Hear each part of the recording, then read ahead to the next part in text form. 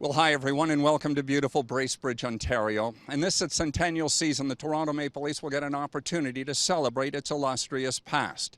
But of things older comes new again, and that includes the 18 banners that once hung proudly high atop the ice surface at the Air Canada Centre. They're going to be replaced by new ones. But what of the old ones? Well, simply put, they're going to be brought back to the hometowns and arenas of the players they once produced.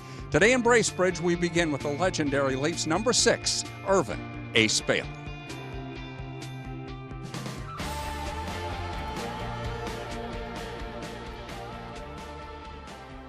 For Ace to actually stop me in the hallway one day and explain what he had done, requesting that the Leafs bring my sweater out of retirement, and he wanted to present it to me.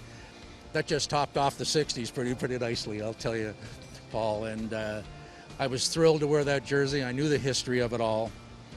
And after that, of course, I got to know his daughters, Joyce and Joanne, and spent a little more time with Ace. We did a couple of card shows together, and so it was a special time in my life. And when he made it even more special, when he actually said after Ron retires, he wants it put back in retirement. So that made it even more special. Well, you know, to tell you the truth, I knew that Ace Bailey was a fantastic player, but how I connected with him was I was born here as well.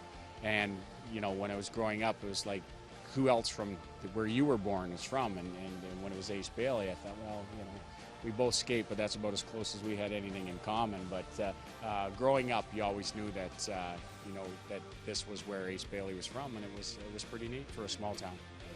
Well, I remember him as a great father. I never saw him play after his injury, but he was a great father.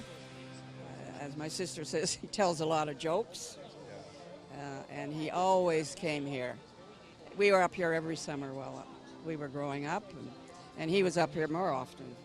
What's it mean to have his banner at the Memorial Arena? I mean, obviously it's going to be at the Air Canada Centre, but it's nice to have a permanent memory of him here. It is, definitely. We're very proud to have this happen, and we think Bracebridge will be even prouder of him being their own boy.